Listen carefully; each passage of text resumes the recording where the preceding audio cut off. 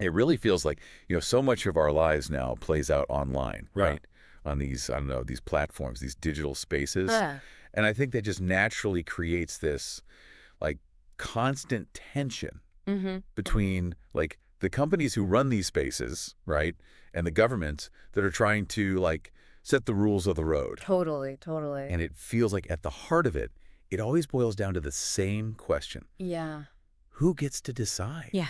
Like, who gets to decide what we see and what we say in these online spaces? You've got it. I mean, you have these like just absolutely massive tech entities, Right. these borderless companies bumping up against, the authority of nation states. Right. And each side is, operating with completely different priorities when it comes to information and how it flows. And that, I think, kind of brings us to a situation that almost like felt inevitable in a way. Mm-hmm. I mean, especially given the individual at the helm. Right. You knew it was only a matter of time, right? Elon Musk's X. I mean, it still feels weird not calling it Twitter, doesn't it? It does. It does. But has now taken the Indian government to court. Wow.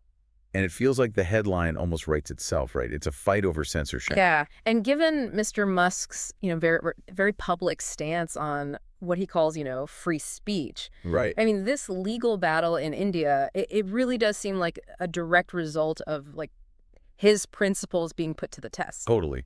On a global stage too, right? Absolutely. Like this isn't just some, theoretical debate anymore. No. This is playing out in the courts. Yeah. And what's really interesting here is that at the heart of it is X's argument that the Indian government is like not even following its own established procedures Right. to control content on the platform. Right. They're basically saying the government's using a less transparent method to try to, suppress speech that it just doesn't agree with. Exactly. It's like they're saying, you've got a way to do this. Yeah, there's a process. You've got laws. You've got a system. Right. Why are you doing this other thing? Exactly. And at the center of it all are these two specific parts of India's IT Act. Right. It's Information Technology Act. Okay. You've got, on the one hand, Section 69A, Right. which is like the well-defined process that the government can use to order content removal. Okay. And it has to be based on these legitimate concerns, right? Like, national security or, maintaining public order, things Let's like see. that. Like the official channel It is. That's how it's supposed to work. with checks and balances and all that. Exactly. With all the safeguards. But X is saying the government's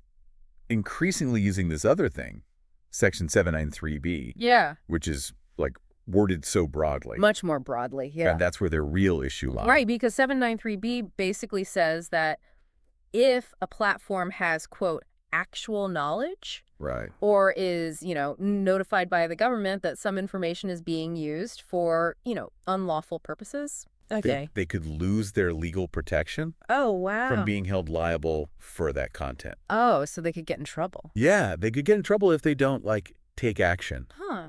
And it really seems like the central sticking point for X is that it's so unclear what knowledge even means. Yeah. I mean, how are you supposed to know? Exactly. And the notification process itself is, like, really murky. So for this deep dive, what we really want to do is get under the skin of this fight, right? Absolutely. Like, why did X feel like they had to sue? Right. What could happen to other social media companies operating in India? Yeah. And what about the people, like, who are just using these platforms every day, Good point. right? What does this mean for them? Yeah. And then I guess the big question is, Mm-hmm. what does this whole situation tell us about regulating online speech Yeah. in a country as complex and as diverse as India? It's a big question. So are you ready to, like, unpack all this? I am. Let's start by taking a look at where this is all playing out, legally speaking. Okay. The fact that X filed this case in the Karnataka High Court, Right. that's significant. It is. That's a big deal. So their main argument, I mean, it seems to me like it boils down to this. Yeah. The government is leaning on this Section 79, this is 79.3b, Right. more and more, Mm-hmm. as a way to avoid using Section 69A, the official process. The one with all the legal scrutiny. Exactly, exactly. And they feel like the government's using this vaguer clause, 79, to, like, pressure them Mm-hmm. into taking down stuff Yeah. without, giving them a good reason. Right. Or following the normal legal steps. That's a key distinction to make here. Yeah. It's not that X is like totally against the government and being able to take down content. Right. It's more about how they're doing it. Right. It's about the method. Exactly. They're concerned that Section 79.3 is being used as like this alternative, this less transparent way to do what they consider censorship. Right. Because remember, 69A has safeguards built in. Right. You have to have a reason for taking something down. Like a really specific reason. Yeah, like it threatens national security or, public order. Right. Very well-defined reasons. So X is saying, if you want us to remove something because it's like a genuine threat to national security, Yeah. fine. Follow the rules. Follow the process. But don't just point to this other clause. Right. And expect us to just do whatever you want without any, legal basis. Exactly. And you know what? The way they're describing this whole situation, it really reminds me of like walking through a minefield. Oh, wow. Okay. A legal minefield. Okay, yeah. I mean, the way X is talking about it. Right. These platforms are constantly having to walk this tightrope. Mm-hmm. Because they're trying to guess what the government might think is unlawful. Right. And remove it preemptively. Right. Or risk facing the consequences. Wow. So it's like damned if you do, damned if you don't. Basically, yeah. It creates this atmosphere of uncertainty and fear of being held liable. Right. Which can really stifle things. And that actually brings us to this really important legal precedent. Okay. The Shreya Singhal case. Right. From 2015. Right. Yeah. This wasn't just some minor legal footnote. No, it was a landmark decision. By the Supreme Court, right? By the Supreme Court, yeah. Big deal. Absolutely. Huge. In the Shreya Singhal case, the Supreme Court, they actually struck down Section 66A of the IT Act. Okay. Which, dealt with this really broadly defined offensive online content. Okay. And they struck it down because it was too vague.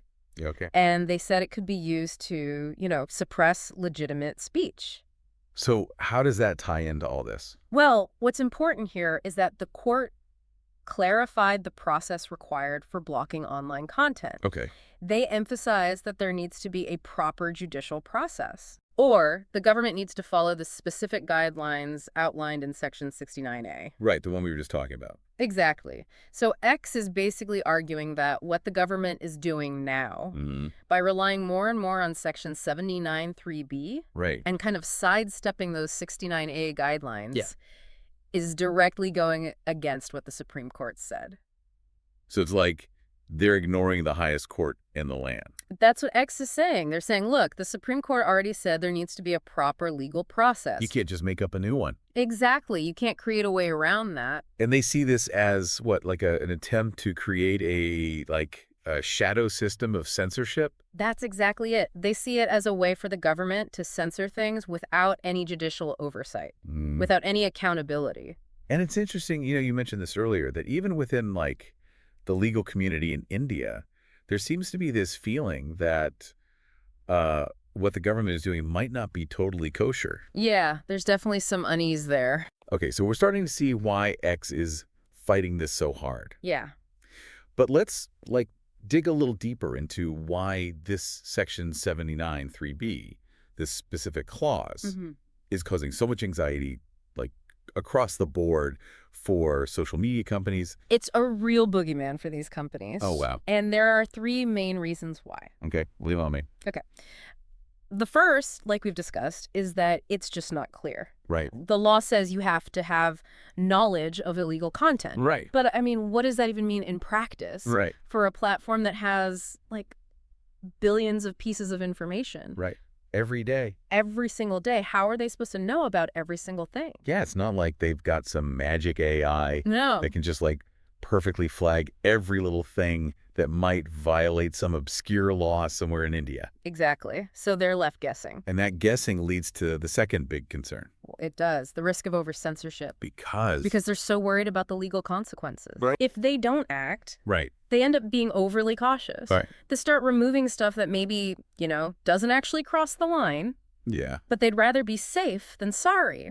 It's like they'd rather take something down and maybe upset a user than leave it up and risk a lawsuit from the government. Exactly. And unfortunately, free speech can get lost in that calculation. And the third point, which I think is really important, is that it's just not realistic to expect these companies, Yes. like, constantly police billions of posts. It's an unreasonable demand. It's like expecting them to be like this giant, always-on law enforcement agency. Right, and they're not. These are tech companies. Right. Their job is to, like, build platforms for communication. Right. Not to be the ones deciding what's legal and what's not. Yeah, yeah, yeah. I mean, they definitely have a role to play in keeping things safe. Sure. But ultimately, it's the government's responsibility to enforce the law, Yeah. not theirs. Okay, so now let's talk about this Sahyog Portal, Okay. which is this thing created by the Indian Cybercrime Coordination Center. Right, the I4C. Yeah, the I4C. And it's supposed to, like, streamline these takedown requests under Section 79, right? That's the idea, yeah. So on the surface, it sounds like it could be a good thing, Mm-hmm. right? Better communication, more efficiency. Makes sense. But X seems pretty skeptical. They are, very much so. While the government is probably thinking of this as, a way to make things run more smoothly, Right. X sees it as this way for the government to put pressure on them. To remove stuff. Yeah, without having to follow the legal procedures. Without a good reason under Section 69A. Exactly. They basically see it as just another way to censor things. Another tool in the toolbox. Yeah, they've even called it a glorified censorship switch, which is, A pretty strong statement. yeah, pretty harsh. And the fact that they reportedly wouldn't even assign, like, a dedicated employee to this portal Right. speaks volumes, I think. It does. It shows how little trust there is. Yeah. They're unwilling to participate in a system they see as, undermining the law. And potentially, freedom of expression. Exactly. The fear is that it'll become this way for the government to just get what they want. Without being transparent or accountable. Exactly. So as this case goes forward, like in the Karnataka High Court, what are the possible outcomes here? Well, the results of this case could have a big impact. Okay. I mean, if the court rules in favor of X, Yeah. it could set a really important precedent. Okay. It could protect online platforms from, what they see as government overreach Okay. and arbitrary censorship. And it would reinforce the idea that the government has to follow the rules. Right, like Section 69A, for example. Right, when it comes to taking down online content. Absolutely. And that would be a big win for, online platforms being able to operate independently. Right. And for users' rights to, express themselves online. Without being afraid of, like, unfair censorship. Exactly. But what if the court sides with the government? Well, then things could get even more complicated. Okay. Because it would basically mean that Section 79(3)(b is, like, here to stay. With all of its vagueness and, like, potential for abuse. Exactly. And that could lead to even more pressure on these companies to be constantly monitoring content and taking things down. Right. Which could lead to a much more restrictive online environment in India. Wow. So it really comes down to this, doesn't it? It's not just about a tech company fighting with the government. No. It's about who has the power to decide what people can say and see online. It's about control. Yeah. In India. It's a huge question. Absolutely. And this case is really just one example. Of a much bigger conversation. Yeah, a global conversation about how to balance national laws with free speech online. And it's a conversation that a lot of countries are having. Well over the world. It's not just India. Because this is a tough one. Right. Yeah. When you think about how global these platforms are, and they operate in so many different legal systems. Right.